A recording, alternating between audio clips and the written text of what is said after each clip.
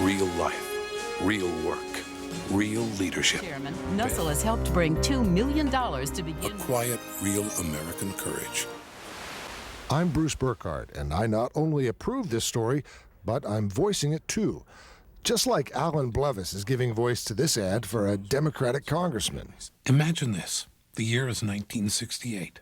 And Betsy Ames is doing the same for a Republican congressman. That your vote does make a difference. They are the invisible people, as invisible as they are critical to persuading you to vote for the right guy. Stand by. And if there's any false notes in it, in the tone of voice, then you don't know why you don't like a commercial, but it's because of that, because it doesn't sound true, it doesn't ring true. We say ring true because it's a sound. How's Washington? It's very rainy in Washington. Well, we don't feel left out. How's New York? Joe Slade White, like most media consultants, is on the go in this election season. From the backseat of a Washington, D.C. cab, he directs a voiceover session in a New York studio. And he knows firsthand the difference that education can mean for our children. What was the time on that, Mark? Alan Blevis has worked with Joe for years, and other Democrats, including Clinton and Gore.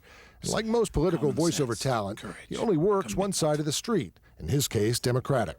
I don't agree with everything every candidate does, every candidate believes in, but the premise of the party, in my opinion, is what I am in favor of. Your vote does make a difference. Betsy Ames, who does exclusively Republican ads, says it just worked out that way.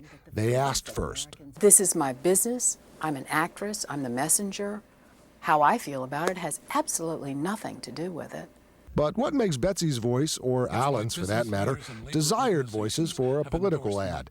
Is there a scientific way to determine what kind of voices are more persuasive? I don't think there's science in picking out voice talent in a political ad, but I think there's an art to it. So we'll bring that audio down. Tom Edmonds, a Republican consultant who was behind the highly effective NRA ads in the 2000 election, works with Betsy often. All right, let's do a safety of the safety. And if there's one thing Republican and Democratic consultants agree on, it's the importance of the voice. Not only are they bringing your ideas to life and making something believable, but you're telling them that they have to do it a half a second faster than what they just did it. But don't make it sound any more rushed, just do it a half a second faster. Well, it's great. I mean, it is talent, and that's why it is called talent. It takes a talent. Like most political voiceover talents, Betsy and Alan come from theater backgrounds. This is, after all, an acting task. And a good actor knows that an attack ad doesn't have to sound like you're attacking. Al Gore, claiming credit for things he didn't even do. I took the initiative and... There's the whole disappointed mom thing. It doesn't have to be, can you believe what they did? It's like, they've done it again. Isn't it sad? You know, and that's, whoever hears it is, oh my God, it's my mother telling me how disappointed she is.